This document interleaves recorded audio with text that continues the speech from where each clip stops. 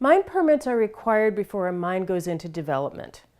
A mine permit gives a mining company the right to use the land, the minerals, and it sets out a variety of requirements for them to follow. Mine permits are important because they fill gaps. Often, smaller mining operations are not required to go through an environmental assessment. The permit process may be the only time the government and public have a chance to evaluate the proposed mine. In BC, a small mine digs less than 75,000 tons of ore a year. By volume, this is equal to a hole that is big enough to fit 60 houses into it each year.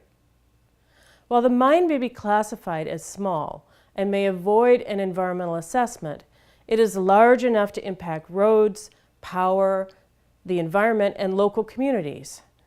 Mine permits provide governments with the opportunity to assess things like site infrastructure, dams, roads, and water treatment facilities. At the same time, it gives the government the opportunity to scrutinize the company's mining plan.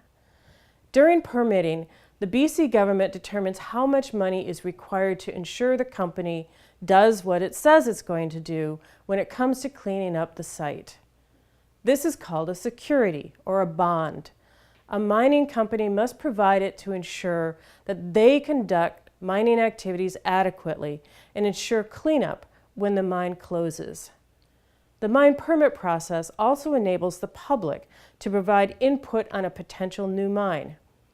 Of course, to get effective input, the public must receive adequate notice.